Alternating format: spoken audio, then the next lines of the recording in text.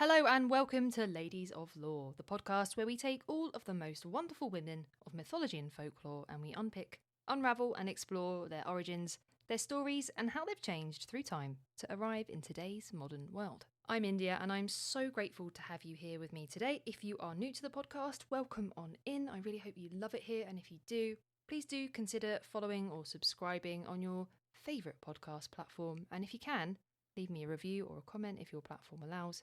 I love that. I really, really do appreciate that. If you're coming back, welcome back. It's been a little while. I'm very sorry. Honestly, I was so on top of things.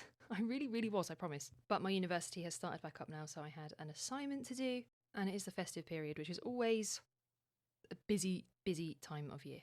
And on top of that, I've got an unwell dog. If anyone out there knows about why my dog's ear tips might have gone necrotic, please let me know, because it's been 3 weeks now that they took some swabs at the vets, and I've heard nothing back. So he's still just got necrotic tips of his ears. Don't know why. None of you needed to know that, but yeah, it's been a bit of a time. But I'm really grateful for all of the response to the Florence and the Machine episode. I loved making that episode, and I absolutely will be doing more music-themed stuff, either on here or over on the Patreon. So keep your eyes and ears peeled for that. And if there's anything that you'd like me to cover, please do leave me a message. I get lots of comments asking me to cover particular women in mythology, and I make a note of all of them. So they will all happen. It will all happen. Now, this week I wanted to do something that I've not done before, which is to share with you something that usually would only be for the paid members of the Patreon. As I said, it is the festive period. And over on Patreon, for all paid tiers, I am doing what I'm calling a Ladies of Advent. And that is actually a daily episode about a woman who is in some way linked to the festive period from various cultures, time periods, places, religions, mythologies. It's all happening over there. So I've done 3 of those now. And what I thought I'd do as a little gift, a little Christmas present to everyone, is just share the very first episode of that with you. I won't rub it on too much because I will hand it over to me from a few days ago. But if that is something that you are interested in, if it's something that you think you'd enjoy, you can go over to the Patreon, you can join, and they will all be there. And I'm doing those daily until the end of the year. And alongside that, I'm also doing a daily, what I'm calling festive fun. So far we've had crosswords, we've had anagrams, we're doing riddles, we're doing all sorts of stuff. We're doing 2 truths and a lie actually today. And that's absolutely free to anyone that joins the Patreon, even for free members. You can go and you can do those, and everything that you need, all the links for everything is down in the show notes. But without further ado, I'm going to hand it over to past me to tell you all about Our Lady of Guadalupe. Hello, and welcome to the very first of this year's Christmas series. I'm very excited to be doing this because last year we didn't have the Patreon, we didn't have it. So I did do a Christmas episode for the main podcast, but this year, as you are one of my Patreon supporters, I am doing a Christmas series especially for you. So what we're going to be doing is we're going to be exploring women from mythology and history and folklore who've left a mark on the Christmas period. And I'm going to be releasing these every single day, probably until the end of the year. So what are we today? We're the 14th of December. So you've got just over 2 weeks of these. So I'm really hoping that you enjoy them. I'm going to try and cover lots of different places, lots of different cultures and time periods. And hopefully you guys will enjoy it and just help you to get into the Christmas spirit in the only way that I know how, which is to tell you about women. Now, because these are a daily thing, and I'm still working full time. I'm going to probably do minimal editing on these. So if I am stumbling over my words, if you're hearing any little background noises, please forgive me. I just want to make sure I get these out to you because I'm so excited to do this for you. So please, give me a little bit of grace if you guys know what my pronunciation is like. I struggle. Sometimes the mouth is just not, the words are just not formulating as they should be. As always, I'll do my best to pronounce everything correctly. But please feel free to correct me. I would love to be corrected I really enjoy it when you guys tell me I've said something wrong, because I always want to do things justice and say it correctly. So please do. Now, to kick it off, we are going to talk about a figure who blends history and spirituality and cultural mythology very powerfully. So powerfully, in fact, that millions of people still actually turn to her for strength. And we're going to start from December the 12th, which is a day that marks the feast of Our Lady of Guadalupe, which is a sacred day in Mexico and across the Catholic world in general. And it's the perfect place, I think, to start this Christmassy journey. The Feast of Our Lady of Guadalupe celebrates what is believed to be a miraculous event that took place in December of 1531. According to Catholic tradition, the Virgin Mary appeared on the hill of Tepeyac, near Mexico City, to an indigenous man named Juan Diego. At the time, Mexico had just undergone Spanish conquest, and the Catholic Church was seeking to convert indigenous peoples. But this story was something different. It didn't come from a Spanish priest or colonial authority, it actually came from an indigenous man. And the woman who appeared to him spoke not Latin or Spanish, but Nahuatl, which was his native tongue.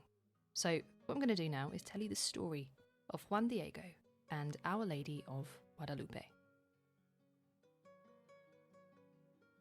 Let me take you back to the early winter of 1531, just a decade after the fall of the Aztec Empire. The world, as the indigenous people of Mexico had known it, was shattered. Spanish conquest had upended everything. Temples were destroyed, languages were suppressed, and traditions outlawed. But the memory of the old gods lingered in the hills and in the rivers, and in the silence of sacred places. And one of these places was Tepeyac Hill, just outside the newly formed Mexico City, a hill that had once been sacred to the mother goddess Tonantzin. On the morning of December 9th, 1531, a humble man named Juan Diego was walking across these cold hills. He was a recent convert to Christianity. He was baptised just a few years earlier, but his heart still carried the rhythm of the old land and the old gods. Juan Diego was not a wealthy man. He wasn't a powerful man. He lived in the small village of Cuautitlan, and every week he walked miles to hear mass and to receive instruction in his new faith. But as he passed near Tepeyac, the air shifted, the sky brightened with an unearthly glow. And as he neared the very crest of the hill, he heard music, delicate, beautiful music. And then he saw her. A young woman, as radiant as the sun, stood before him. Her clothes shimmered like stars. Her cloak was the colour of turquoise, the colour of royalty in the old world. And beneath her feet was the moon. She had the face of a mestiza, neither Spanish nor fully indigenous. And she spoke to him in Nahuatl, his native language, not the language of the conquerors, his language. She said, "Juanito, Juan Dieguito, the most humble of my sons." She called him not just by name, but with tenderness. She told him she was the mother of the true God, and she asked him to go to the Bishop of Mexico and tell him that she wanted a temple built here, on Tepeyac, where she could hear the prayers of the people and offer her compassion and protection. Juan Diego obeyed. He made the long journey to Mexico City and waited all day to see Bishop Zumarraga, a Franciscan friar. But the bishop was cautious. He listened politely, but he didn't believe Juan Diego's story. He told him, "Come back another day." Perhaps the bishop thought he was confused or a liar, a trickster. So Juan returned to the hilltop. He was feeling quite discouraged at this point, but the Virgin appeared to him again. He begged her to send someone a bit more important, someone of higher standing, because he was just a man of no importance. But she insisted. He was the one she had chosen. "Am I not here? I who am your mother," she would later say. On December 10th, he tried again, but the bishop still didn't believe him. But this time he asked for a sign. Then came December 11, and Juan's heart was heavy with worry, for his uncle, Juan Bernardino, had fallen gravely ill, and Juan Diego stayed by his side, missing his meeting with the Virgin. And at dawn on December 12th, he set out to fetch a priest. Hoping not to delay things, he took a different path, trying to avoid her. But the Virgin intercepted him. She asked where he was going, and when he told her of his uncle's illness, she reassured him. "Do not fear any illness or anxiety," she said. "Am I not here? I who am your mother." She told him his uncle was already healed, and then she told him to climb the hill and gather flowers. Juan Diego must have hesitated a little bit. It was winter.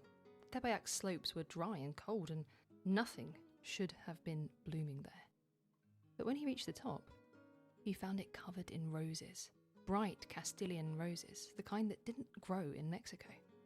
He gathered them in his tilma, which was a rough cloak of agave fibre, and hurried back to the bishop. When he arrived and opened his cloak, the roses tumbled to the floor, but it wasn't the flowers that silenced the room, because imprinted on the inside of his tilma was the image of the Virgin, the same woman he had seen, clothed in stars, standing on the moon, wrapped in light. The bishop fell to his knees. The church was silent. And from that moment, the story of the Virgin of Guadalupe began to spread. Not as a tale of faith, but as a story of hope. A story of the divine speaking in the language of the people. A mother who saw the lowly and chose the humble. A sign that the sacred could be found in the most unlikely places. Even in a cloak made of cactus fibre, worn by a man who thought he was nobody.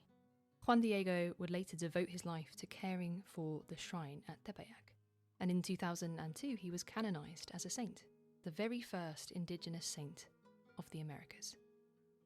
And that tilma that he wore, it still exists nearly 5 centuries later, and it hangs in the Basilica of Our Lady of Guadalupe in Mexico City.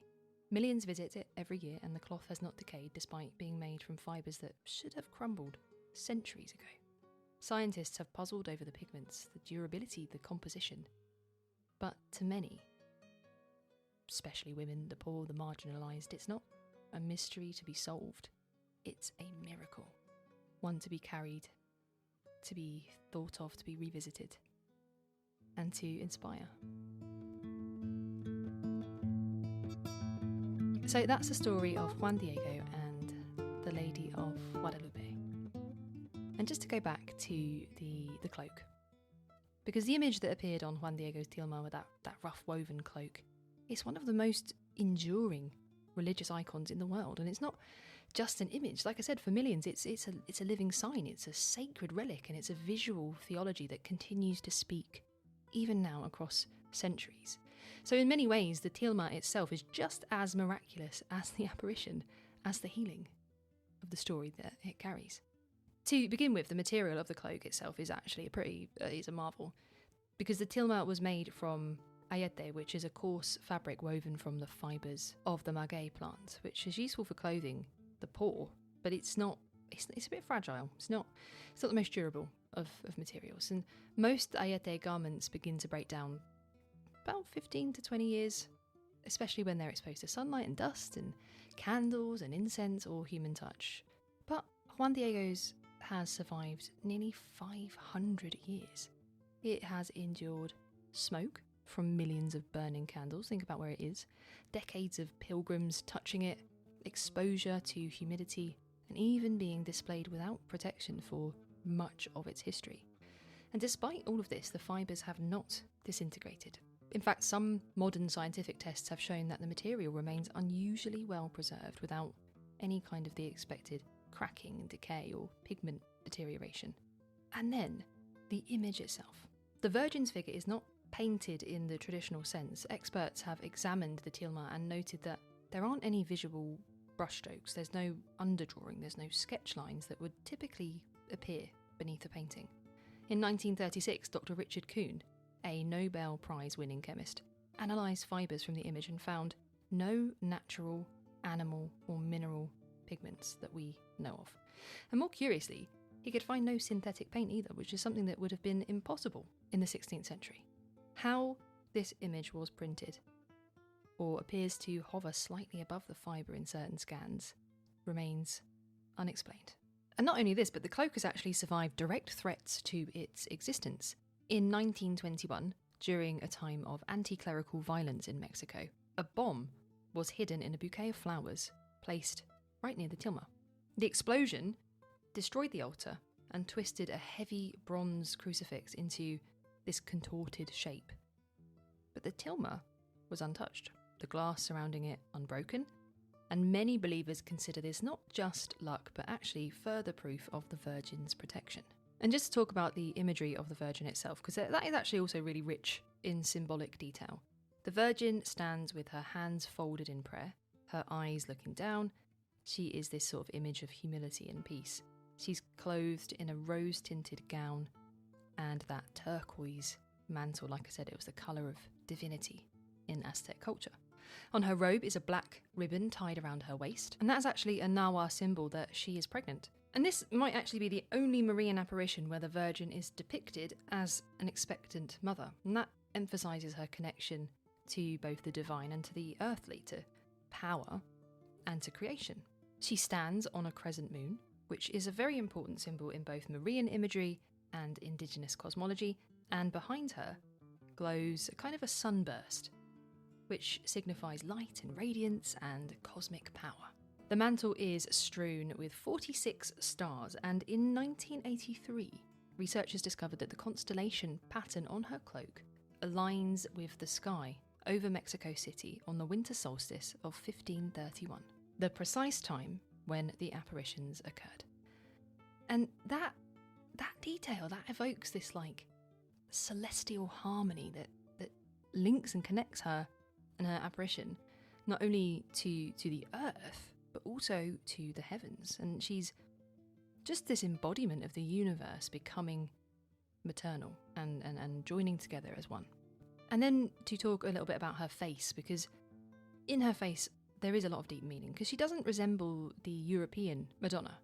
Her skin is a mestiza, a blending of indigenous and Spanish features. She's a visual fusion of two worlds, not just like a symbol of syncretism, but she's like this, I guess she's kind of like a bridge, you know? Because to the Spanish clergy, she had enough sort of Christian symbolism to be accepted, while she also speaks the indigenous language and bears resemblance to them too. So she's just an icon of duality. She's an icon of cultural and spiritual duality. And you might think there can't be any more mysteries about this, but you would be wrong, because there are. There are. And in the 20th century, ophthalmologists studied the Virgin's eyes in the image of her on the tilma, and they used very high resolution photography to do this. And they claimed to detect not just reflection patterns in her eyes, but what actually looked like human figures, as though her eyes were reflecting the moment when Juan Diego opened his tilma before the bishop. Some reported that they saw as many as 13 figures, all proportionally scaled in the curvature of the eye. And these are details that are far too precise to be painted by hand, especially on that kind of surface, like the texture of the tilma. That's not a surface that's very good, I don't think, for very detailed, intricate drawings that are meant to endure and last. And all of this is to say that, you know, science has not proven that the cloak is supernatural. It's not proved anything. But it's not really explained it either. It's not really given any definitive answers. And in that mystery lies its enduring power. For centuries now, scholars, skeptics, theologians, believers have all looked at this tilma and seen something more than just pigment and fibre. They've seen a variety of things. A message, a mother, a miracle, a mystery. I'm trying to think of something else beginning with M. They've seen many things. And for women especially, this cloak becomes more than just a relic. It's like a mantle of protection. Because the Virgin's mantle shelters not just Juan Diego, but all who feel forgotten. For mothers who pray for their children, for survivors of violence, for those resisting oppression, her cloak is a shield against despair.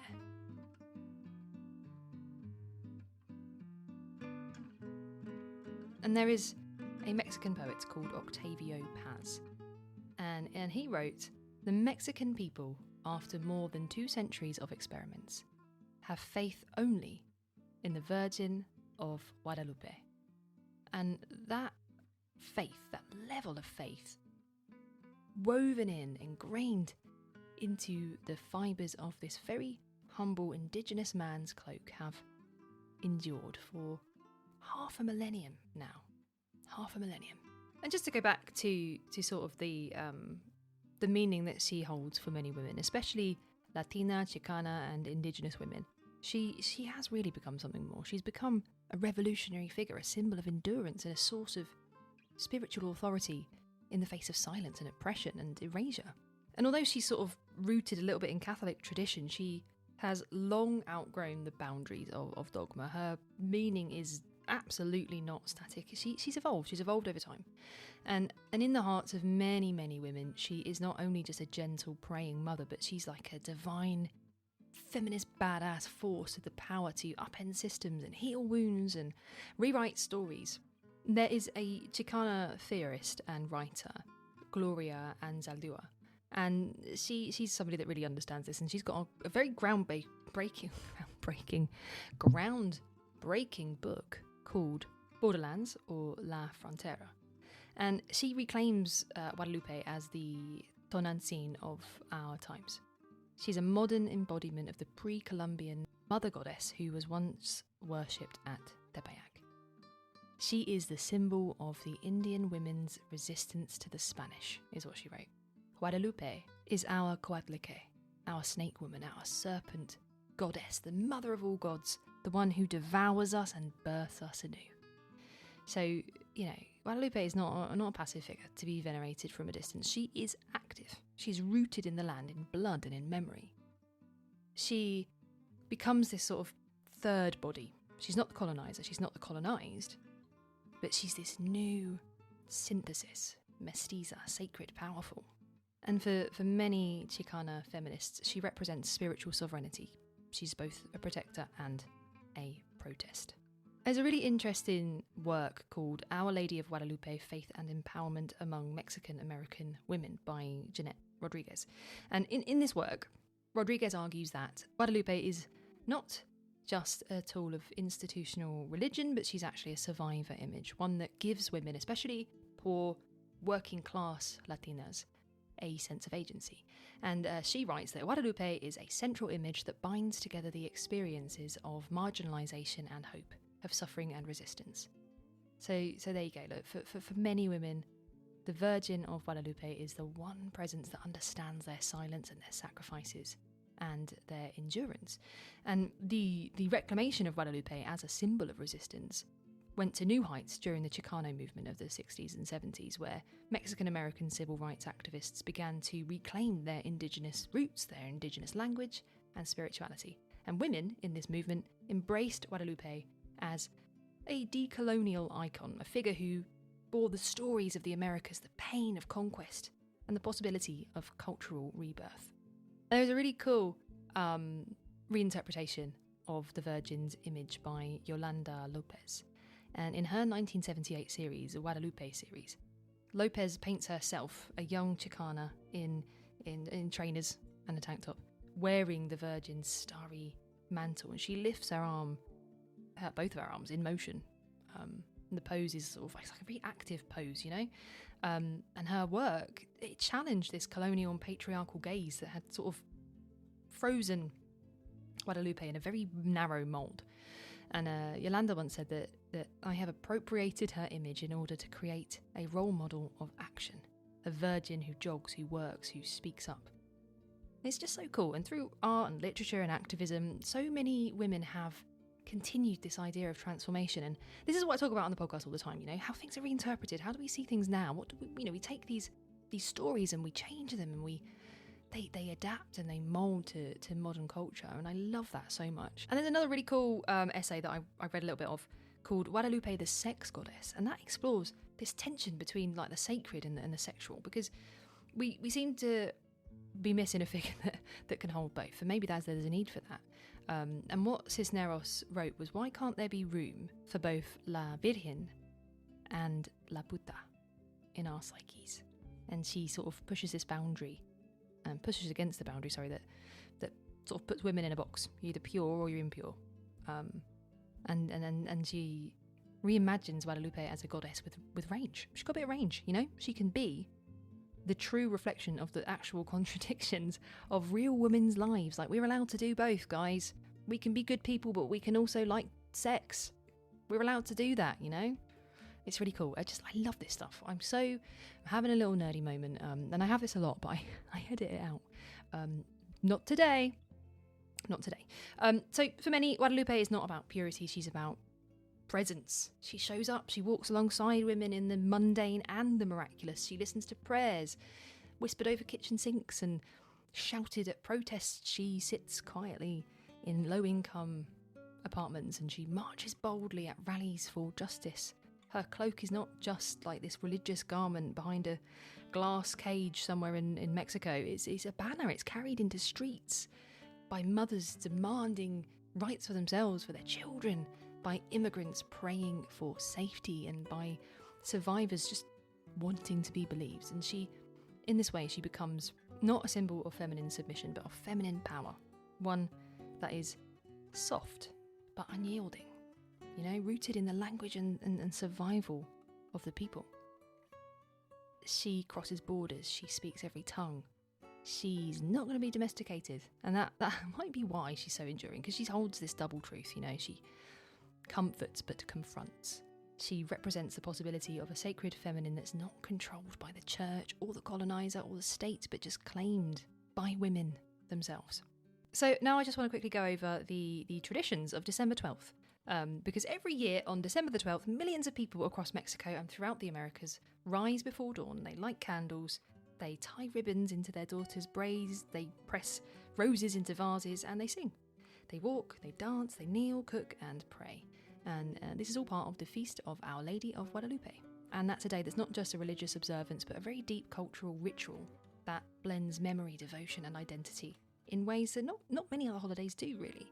Because at the heart of the traditions is a powerful sense of return, not just to the holy site, but actually to origin stories, to maternal presence, and to kind of shared rituals that bind communities together, that hold them together and keep them together. In Mexico City, all roads lead to the Basilica of Our Lady of Guadalupe, which now stands at the base of Tepeyac Hill.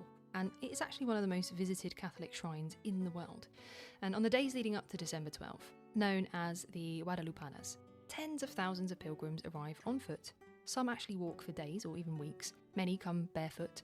Others arrive on their knees for the very final bit of the journey, fulfilling promises or prayers made in desperation or gratitude.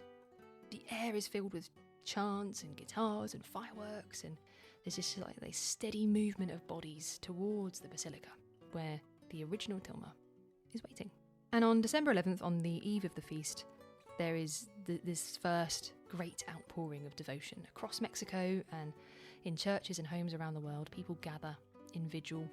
Often you have children dressed in indigenous costumes to honour Juan Diego, and that tradition began around the early 20th century when he was formally recognised by the church. So boys wear these embroidered white tunics and sandals. Girls wear rebozos and long skirts with floral patterns, and they often bring roses to place before the Virgin's image, reenacting Juan Diego's offering. At midnight, the faithful sing Las Mañanitas, a traditional Mexican birthday song to the Virgin. And it's often sang by mariachi bands. They have candlelight, standing before altars covered in roses and glowing votive lights. And it's just, it's joyful music. It's not just a celebration of the apparition of the Virgin. It's a celebration of her presence in everyday life. And on the morning of December the 12th, it starts with Misa de las Rosas, or the Mass of the Roses, often held at dawn, and it's followed by dances and processions and street celebrations that vary region by region. In indigenous communities, pre-Hispanic elements are sometimes preserved. Drumming, feathered headdresses, ritual dances called Danza de los Matachines, and incense burned as an offering. And these are all echoes of ancient rites, but they're not in conflict with the feast. They just show how Guadalupe is such a syncretic symbol. She's Catholic and indigenous, modern and ancestral. She's everything. She's everywhere. Food is also very important because it is a feast, and families prepare traditional dishes like tamales, pan dulce, pozole, atole, and champorado. Now, I love champorado. I love tamales.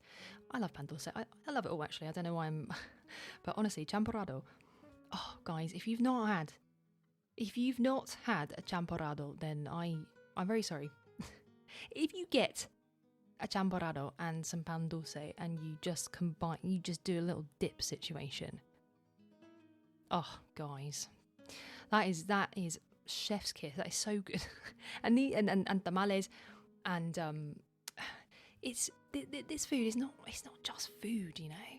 And I feel like this is the same across several cultures, but having been I've made tamales with Hispanic people, and it's a ritualistic thing, you know. It's a community thing, it's a family thing, it's a bonding thing. It's such a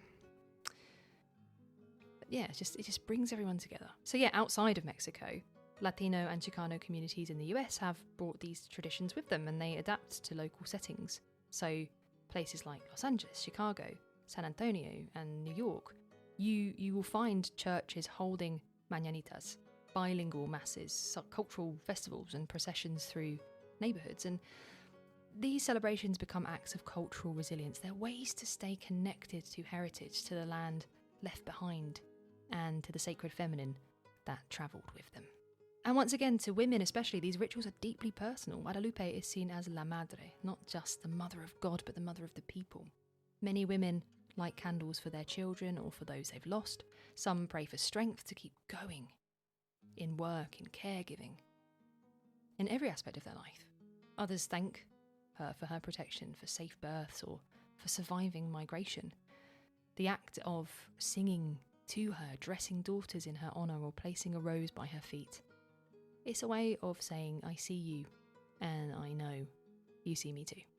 And the feast is not just about that miraculous event from 1531, it's about what continues to happen. Every December 12th, Guadalupe returns as this all-encompassing presence. She is everywhere. She's in the voice of a grandmother lighting a candle in the arms of a tired mother holding her child, in the song sung before sunrise by children. And she's not just remembered, she is made real again and again and again. So there you go. Mythologically and culturally, Our Lady of Guadalupe sits at a bit of a crossroads. A Christian saint, but also very deeply tied to the sacred feminine in Mesoamerican tradition. And scholars have noted scholars. Oh God, scholars have noted how her image replaced, but also fused with Tonantzin, the mother goddess of earth and fertility.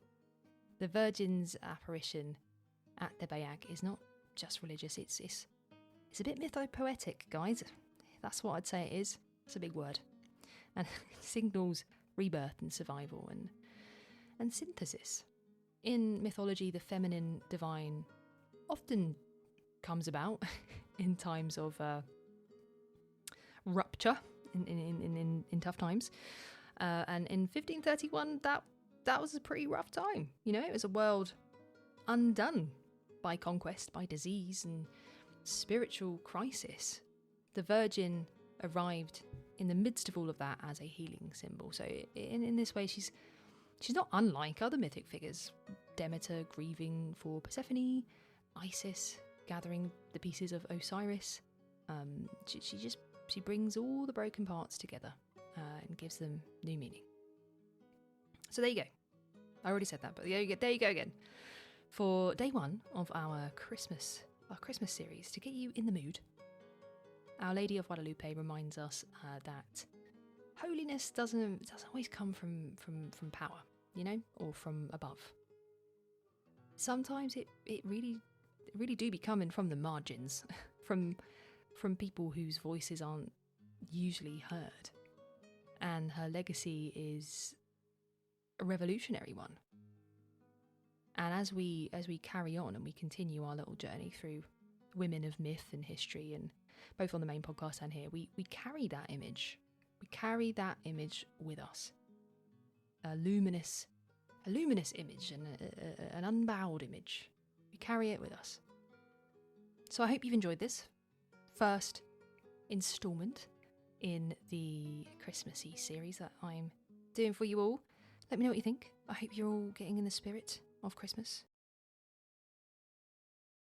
I hope that you're all having a lovely festive period if you celebrate. And if you don't, that's okay. At least you can come here and learn something. So let me know what you think, and I'll be back tomorrow with more.